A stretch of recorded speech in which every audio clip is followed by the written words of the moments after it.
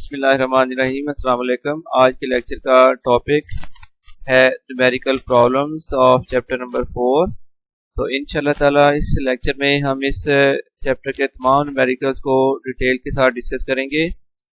तो सबसे पहले numerical number 4.1, find the resultant of the following forces. First force है 10 newton along X axis, second है 6 newton along Y axis, third force है 4 newton along negative X axis. तो याद रखिए कि किसी भी फोर्स की जो डायरेक्शन है वो कंसीडर की जाती है उसका angle from positive X axis. The direction of force is taken as the angle from the positive X axis in anti clockwise rotation. अब अगर फोर्स पॉजिटिव एक्स एक्सिस के ऊपर ही लाई कर रही है तो फिर उसका जो एंगल है वो 0 डिग्री हो जाएगा। फर्स्ट फोर्स F1, उसका वैल्यू 90 न्यूटन 10 न्यूटन और उसका एंगल है 0 डिग्री। सेकेंड फोर्स है 6 न्यूटन अलॉन्ग वाई एक्सिस, तो इसका मतलब है डायरेक्शन स्टार्ट होती है angle from positive X axis in anti clockwise rotation. तो पॉजिटिव एक्स एक्सिस से वाई एक्सिस के अलॉन्ग जो डायरेक्शन बनेगी तो वो एंगल आ जाएगा 90 degree. F2 equals to 6 Newton और इस फोर्स का फिर एंगल बन गया 90 डिग्री। इसी तरह थर्ड फोर्स है 4 newton along negative X axis. Positive X axis से अगर एंगल आप बनाना शुरू करें नेगेटिव एक्स एक्सिस की तरफ बिल्कुल अपोजिट डायरेक्शन हो जाती है, इसका फिर एंगल बन जाएगा 180 डिग्री। इन 3 फोर्सेस की हमने रिजल्टेंट फोर्स फाइंड करनी है और उसका फिर एंगल फाइंड करना है, डायरेक्शन। एनीहो, अब रिजल्टेंट फोर्स फाइंड करने के लिए हम यहाँ पर कैलकुलेशन मेथड यूज करेंगे और रिजल्टेंट फोर्स मालूम करने के लिए हम यूं करेंगे, पहले हम फाइंड करेंगे x component of resultant force, उसके बाद हम फाइंड करेंगे y component of resultant force, और जब ये दोनों आ जाएंगे तो फिर हम फार्मूले से रिजल्टेंट फोर्स का मैग्नीट्यूड फाइंड करेंगे और उसके बाद हम कैलकुलेट करेंगे direction of resultant force. So x component of resultant force equals to होगा sum of x components of all the forces. Resultant force का x कंपोनेंट जो है वो इक्वल टू है sum of x components of the forces. तो ये आ जाएगा फिर F1x यानी x component of first force plus F2 ये है x component of second force plus है F3x x component of third force. अब x कंपोनेंट का फार्मूला होता है f cos theta, F1 x बन जाएगा F1 cos थीटा, इसी तरह प्लस आ जाएगा F2 cos theta 2 plus F3 cos theta 3। इसमें F1 F2 और F3 की और फिर थीटा 1 थीटा 2 और थीटा 3 की वैल्यू पुट कर लेंगे। F1 की वैल्यू है 10 cos 0 डिग्री प्लस आ जाएगा 6 cos 90 डिग्री और प्लस आ जाएगा 4 cos 180 डिग्री।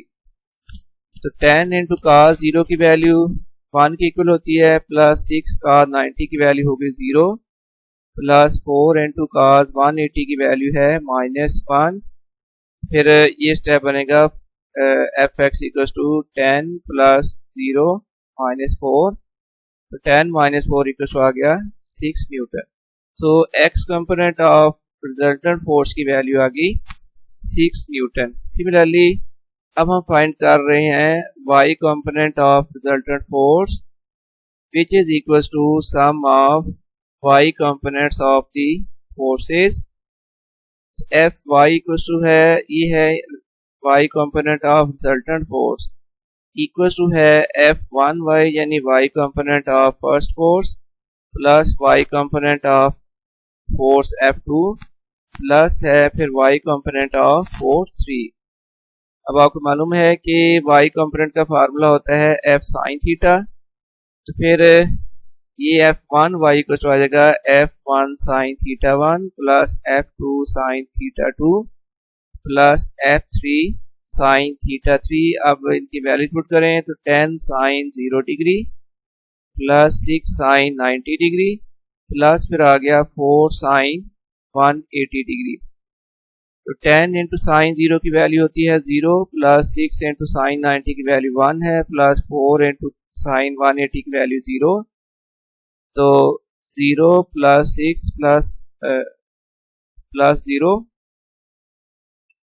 तो ये वैल्यू आ गई है 6 न्यूटन। ये है y component of resultant force which is equal to 6 newton. अब मैग्नीट्यूड ऑफ रिजल्टेंट फोर्स का फार्मूला होता है square root F X square plus F Y square. ये कुछ आ जाएगा 6 स्क्वायर प्लस 6 स्क्वायर 36 प्लस आ गया 36 इक्वल टू में आ जाएगा स्क्वायर रूट 36 प्लस 36 इक्वल हो जाएगा 72।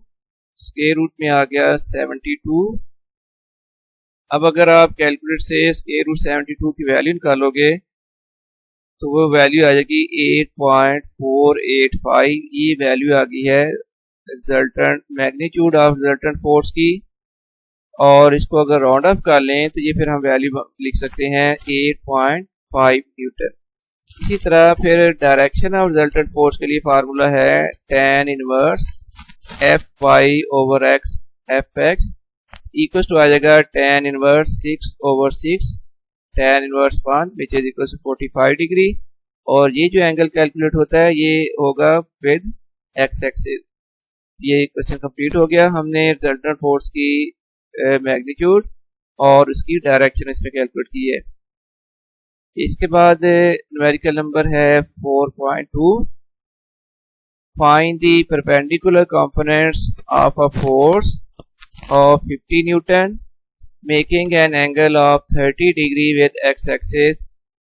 तो खैर अब फोर्स की वैल्यू है 50 न्यूटन और उसका एंगल थीटा की वैल्यू है ये इक्वल टू है 30 डिग्री। हमने कैलकुलेट करनी है परपेंडिकुलर कंपोनेंट्स और ये याद रखिए कि परपेंडिकुलर कंपोनेंट्स होते हैं F X and F Y. ये दो कंपोनेंट्स अब हमने कैलकुलेट करने हैं। तो हॉरिजॉन्टल और वर्टिकल कंपोनेंट्स को कहते हैं परपेंडिकुलर कंपोनेंट्स। तो पहले एफ एक्स का फार्मूला होता है एफ कॉस थीटा।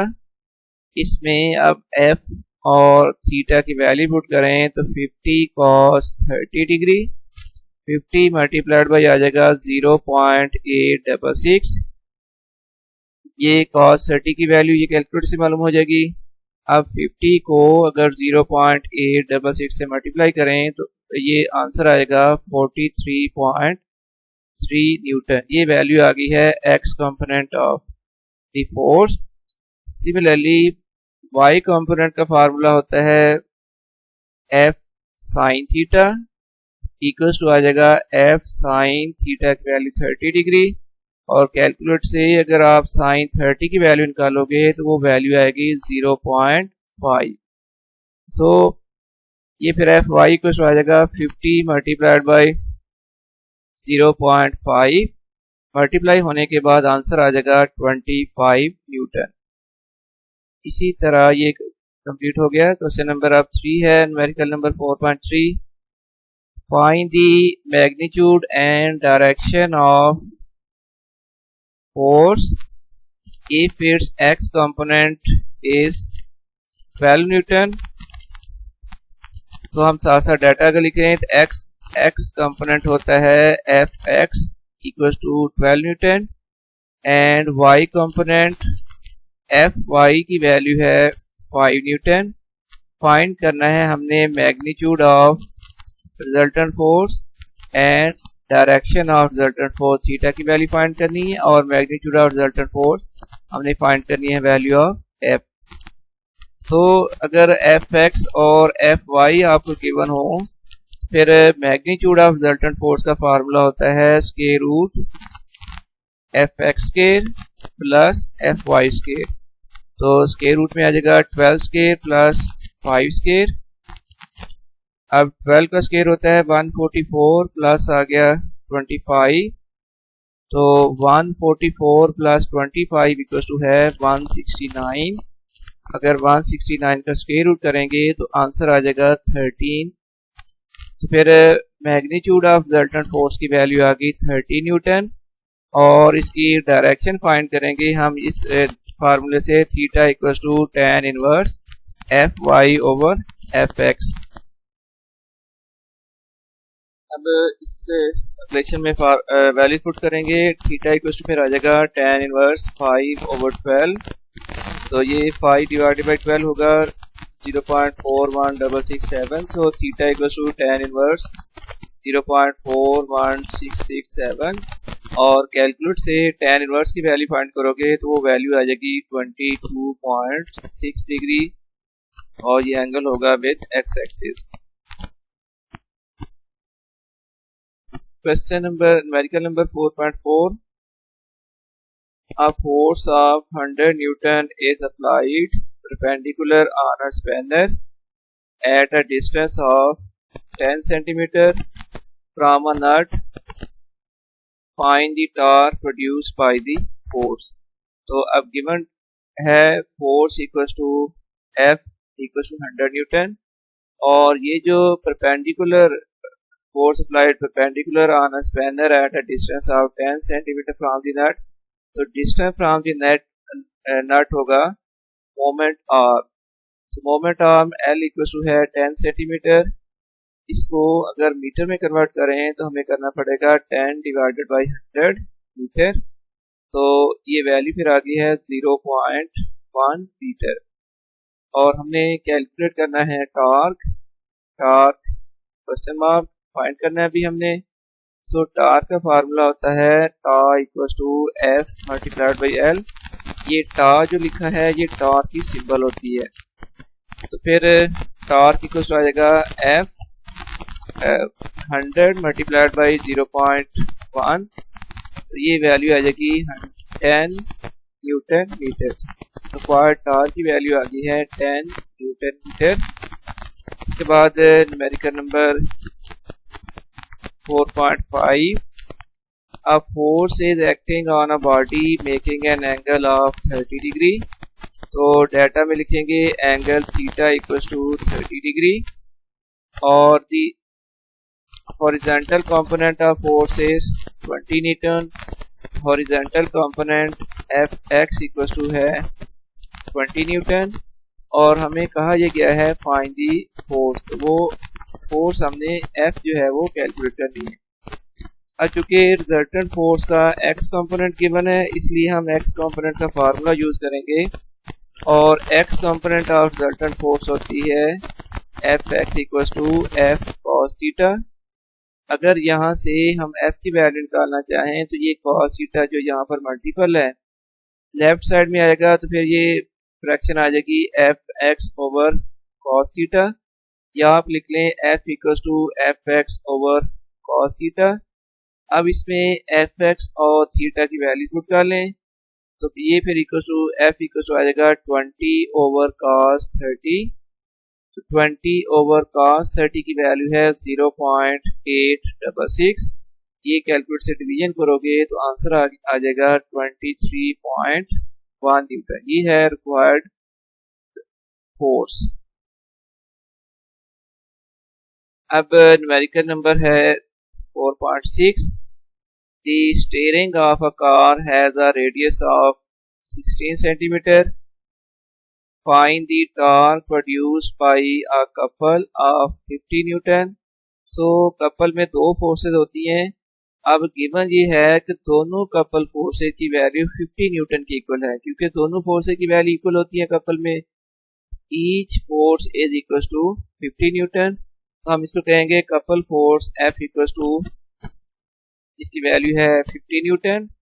और स्टीयरिंग व्हील जो है ज़ाहिर वो सर्कुलर फॉर्म में होता है, तो उसका रेडियस दिया हुआ है R इक्वल टू 16 सेंटीमीटर, और फिर ज़ाहिर ये रेडियस जो है ये स्टीयरिंग व्हील के सेंटर से इसकी बाउंड्री तक का डिस्टेंस है, ये 16 सेंटीमीटर है।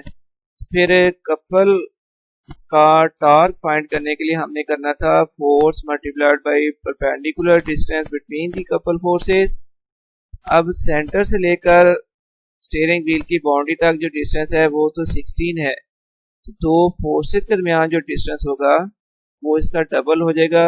तो फिर distance between the couple forces आ जाएगा L equals to 2 multiplied by 16, ये वैल्यू आ जाएगी 32 सेंटीमीटर। और मीटर में कन्वर्ट करने के लिए आप 32 डिवाइडेड बाई कर लें 100, तो फिर ये distance between the couple forces की वैल्यू बन गई 0.32 न्यूटन। और हमने कैलकुलेट करना है torque, torque equals question mark, और टॉर्क का फार्मूला होता है F मल्टीप्लाइड बाई L। इसमें अगर वैल्यू पुट करें तो F मल्टीप्लाइड बाई आ जाएगा 0.32, और ये मल्टीप्लाई होने के बाद आंसर आ जाएगा 16, और ज़ाहिर है फिर टॉर्क का यूनिट लिखा जाएगा जो कि इक्वल टू है न्यूटन मीटर। तो फिर रिक्वायर्ड टॉर्क की वैल्यू आ गई 16 न्यूटन मीटर। 4.7 है इसके बाद, a picture frame is hanging by two vertical strings. Tension in the strings are 3.8 Newton and 4.4 Newton. Find the weight of the picture. देखिए पिक्चर का वेट डाउनवर्ड एक्ट करता है, और इसको बैलेंस करने के लिए दो स्ट्रिंग्स हैं जिनमें अपर डायरेक्शन में टेंशन है 3.8 न्यूटन और 4.4 न्यूटन। अब पिक्चर को बैलेंस जब किया हुआ है तो फिर टोटल डाउनवर्ड फोर्स यानी W इक्वल टू आ जाएगा टोटल अपवर्ड फोर्स यानी T1 प्लस T2। तो ये इसमें कैलकुलेशन होगी। पहले हम डाटा लिख लेते हैं। Tension in first string T1 equal to 3.8 newton, tension in second string T2 equal to 4.4 newton, और हमने कैलकुलेट करना है weight of the picture W, ये हमने कैलकुलेट करना है। तो फिर वेट इक्वल टू आ जाएगा T1 प्लस T2, 3.3 प्लस 4.4, ये वैल्यू आ जाएगी 8.2, और इसका यूनिट आ जाएगा newton. So weight of the picture is equal to 8.2 newton. Next है जी मेडिकल नंबर 4.8, फिगर से रिलेटेड मेडिकल है। 2 blocks of masses 5 kilogram and 3 kilogram are suspended by the two strings as shown in figure. Find tension in each string. तो हर string में आपने tension calculate करनी है। तो देखिए पहले तो हम इसके मैसेज लिख लेते हैं। M1 इक्वल टू है 5 kilogram, mass of second block M2 equal to है 3 किलोग्राम, और फाइंड करनी है हमने टेंशन T1, और फर्स्ट स्ट्रिंग में टेंशन T1 और सेकंड स्ट्रिंग में टेंशन T2, ये हमने कैलकुलेट करनी है। देखिए ये टेंशन T1 है जो 5 किलोग्राम बॉडी से अबव जो टेंशन है वो T1 है, और जब भी सिस्टम बैलेंस होता है तो फिर आपको मालूम है कि टेंशन इक्वल टू होती है वेट सपोर्टेड बाई या सस्पेंडेड बाई स्ट्रिंग। इसका मतलब कि यहाँ पर जो टेंशन T1 है वो इक्वल टू है total downward force. Total downward जो वेट है ये टेंशन उसके इक्वल आएगा, और वेट का फार्मूला होता है mass multiplied by gravitational acceleration W equal to mg। यहाँ पर अगर कंसीडर करें, इस पॉइंट को अगर कंसीडर करें स्ट्रिंग के, तो यहाँ पर टेंशन T1 है, और ये टेंशन T1 जो है वो टोटल डाउनवर्ड वेट के इक्वल होगी। फिर वेट कितना होगा? Total mass multiplied by gravitational acceleration. अब यहाँ इस पार्ट ने, इस स्ट्रिंग ने जो टोटल मास वो बैलेंस किया हुआ है वो M1 प्लस M2 है, क्योंकि दोनों मैसेज इस पार्ट के साथ लटक रहे हैं यहाँ पर। फिर टेंशन T1 का फार्मूला आ जाएगा M1 plus M2 into G। Values अगर पुट कर लें तो 5 प्लस 3 इंटू 10, ये आंसर आ जाएगा 80 न्यूटन। तो इसका मतलब है कि इस पार्ट में जो टेंशन की वैल्यू है वो 80 न्यूटन है। लेकिन अब अगर इस पार्ट को कंसीडर करें, इस पार्ट में टोटल जो मैस सपोर्ट किया हुआ है या जिस मैस को इसने बैलेंस किया हुआ है वो M1 वो 3 किलोग्राम का मैस है M2।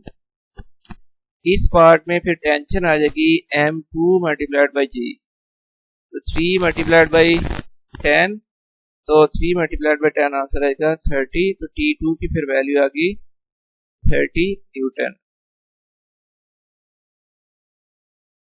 नेक्स्ट फिर न्यूमेरिकल नंबर 9। ये है जी कि nut has been tightened by a force of 200 newton using 10 centimetre long spanner. फिर what length of spanner is required to loosen the same nut with 150 newton. अब देखें दो फोर्सेस है। एक फोर्स है जो नट को टाइट करने के लिए, टाइटन के लिए यूज होती है, वो उसको हम कह लेते हैं F1। और इसके लिए फिर मोमेंट आर्म की वैल्यू है 10 newton. Force to tighten nut F1 equal to 200 newton. और इसके लिए लेंथ ऑफ स्पैनर जो कि मोमेंट आर्म होगा L1 वो है 10 सेंटीमीटर। और इसको मीटर में कन्वर्ट करने के लिए हमने कर दिया 10 डिवाइडेड बाई 100 मीटर, 0.1 मीटर। और फिर फोर्स टू लूजन दी नट है, जिस फोर्स के साथ नट को अब लूज करना है वो है वैल्यू F2 की वैल्यू है 150 न्यूटन। और इसकी लेंथ ऑफ सेकंड स्पैनर जो है वो L2 जो है वो हमने कैलकुलेट करनी है। एक बात याद रखें कि नट को लूज करने के लिए जो टार्क है वो नट को टाइट करने के लिए टार्क के इक्वल होगा। क्योंकि अगर आप दो रोटेशन या दो साइकिल रोटेट करते हैं टाइट करने के लिए नट को, फिर उसको लूज करने के लिए भी दो ही जो साइकिल है रोटेशन है वो कंप्लीट की जाएगी। तो नट को टाइट करने के लिए और नट को लूज करने के लिए टार्क की वैल्यू इक्वल होती है। इसलिए हम इसी कंडीशन को यूज करेंगे, torque to loosen nut equal to है टार्क टू टाइटन नट। तो F2 टार्क का फार्मूला होता है force multiplied by moment arm. तो F2 multiplied by L2 equal to आ जाएगा F1 मल्टीप्लाइड बाई L1।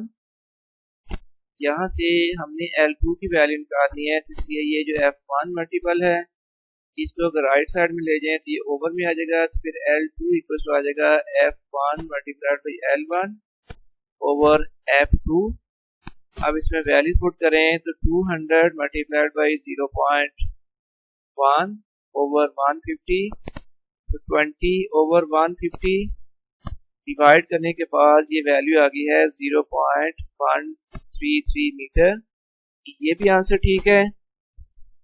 लेकिन अगर आपने इसको सेंटीमीटर में कन्वर्ट करना है वो इसलिए कि जो गिवन मोमेंट आप दिए थे आपको डाटा में वो सेंटीमीटर में है। अगर इसको सेंटीमीटर में कन्वर्ट करना चाहते हैं तो जो मीटर में वैल्यू आई है इसको आप 100 से मल्टीप्लाई कर लें तो फिर सेंटीमीटर बन जाएंगे। सेंटीमीटर में इक्वल टू आएगा 0.133 मल्टीप्लाइड बाई 100 सेंटीमीटर बन गए। तो ये फिर इक्वल टू आ जाएगा L2 की वैल्यू इक्वल टू 13.3 सेंटीमीटर। ये कंप्लीट हो गया। और इसके बाद है जी numerical number 10। A block of mass 10 kilogram is suspended at a distance of 20 centimeter from the center of a uniform bar 1 meter long. What force is required to balance it at its center of gravity by applying the force at the other end of the bar? ये देखिए ये uniform rod है और इसका centre of gravity होगा 50 centimetre पर। ये इसका सेंटर ऑफ ग्रेविटी सी की पोजीशन है सेंटर पर। और डाटा में गिवन है कि सेंटर ऑफ ग्रेविटी से 20 सेंटीमीटर पर एक यहाँ पर मैस लटकाया गया है जिसकी वैल्यू है 10 किलोग्राम। ठीक है जी। तो 10 किलोग्राम मैस की वजह से जहाँ जो लोड की वैल्यू है वो हम फाइंड करेंगे, और फिर इसको बैलेंस करने के लिए ज़ाहिर है दूसरी साइड पर फोर्स लगानी पड़ेगी। दूसरी साइड पर जो फोर्स लगाई गई है वो एंड पर लगाई गई है, यानी वो एंड पर अगर लगी है फोर्स, उसका फिर सेंटर ऑफ ग्रेविटी से डिस्टेंस 50 सेंटीमीटर हो जाएगा। ये पॉइंट ए, और दूसरा एंड का जो पॉइंट है उसका हम पॉइंट बी कह लेते हैं, जहाँ पर फोर्स एफ एक्ट कर रही है। उस फोर्स की हमने वैल्यू कैलकुलेट करनी है। तो और से देख लें, मैस एम है 10 किलोग्राम, ये वाली मैस की वैल्यू 10 केजी। तो ये मैस है, लेकिन इस मैस की वजह से डाउनवर्ड डायरेक्शन में लोड कितना एक्ट करेगा। तो बच्चों लोड इक्वल होता है वेट के, वेट को ही लोड कहते हैं। तो लोड फिर इक्वल हो जाएगा एम जी, यानी लोड इक्वल हो जाएगा यहाँ पर वेट के इक्वल, या यहाँ पर आप इसको लोड की बजाय आप कह सकते हैं वेट।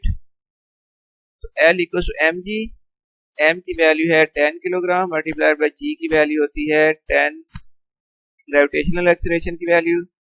ये यहाँ पर लोड की वैल्यू आ जाएगी 100 न्यूटन। दूसरे वर्ड में ये कह लें कि इस पॉइंट पर डाउनवर्ड डायरेक्शन में जो फोर्स एक्ट करती है that is equal to 100 newton. और फिर इसका इस पॉइंट सेंटर ऑफ ग्रेविटी से इसका डिस्टेंस ए सी, ये मोमेंट आर्म है इसके लिए। इसके मोमेंट आर्म की वैल्यू आ गई है 20 सेंटीमीटर, और ये जब मीटर में कन्वर्ट करोगे तो ये वैल्यू बन जाएगी 20 को 100 से डिवाइड कर लें तो ये वैल्यू आ जाएगी 0.2 मीटर। और फिर दूसरी एंड पर जो फोर्स लगी है एफ, उसकी जो मोमेंट आर्म की वैल्यू है वो बी सी के इक्वल है, और बी सी इक्वल टू है 50 सेंटीमीटर, और ये मीटर में वैल्यू बन जाएगी 0.5 मीटर। हमने यहाँ से फोर्स एफ कैलकुलेट करनी है। अब देखिए अबाउट पॉइंट बी, जब कोई बॉडी बैलेंस है तो फिर इसका क्लॉकवाइज टॉर्क इक्वल टू होता है एंटी क्लॉकवाइज टॉर्क। ये प्रिंसिपल ऑफ मोमेंट्स में भी यही स्टेटमेंट आप लिखते हो। ओके, तो देखते हैं क्लॉकवाइज टॉर्क कौन सी फोर्स प्रोड्यूस करती है।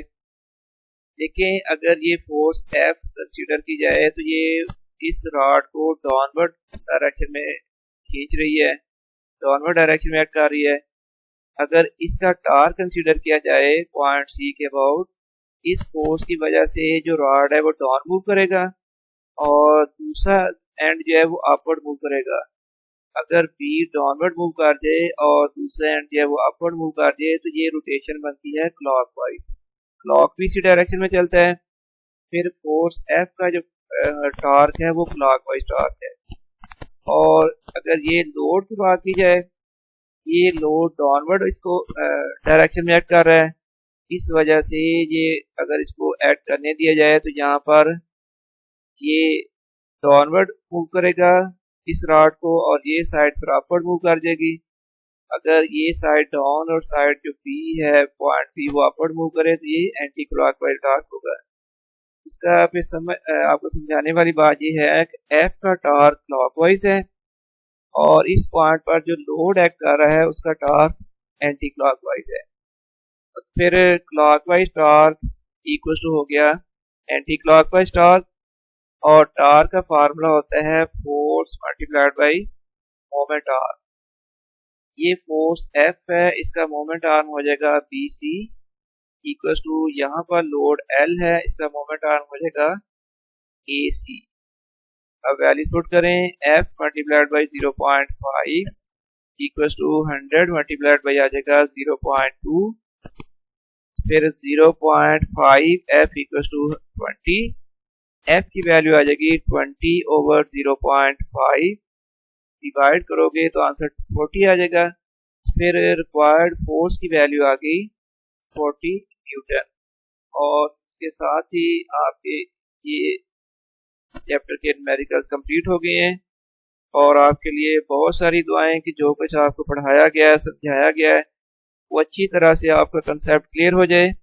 और यही हमारा बेसिक पर्पस या मकसद है कि इतने इजी मेथड से आपको एक्सप्लेन किया जाए, बिल्कुल सिंपल वर्ड्स में इजी मेथड से, ताकि स्टूडेंट को जो बात बताई जा रही है वो अच्छी तरह उसकी समझ में आ जाए।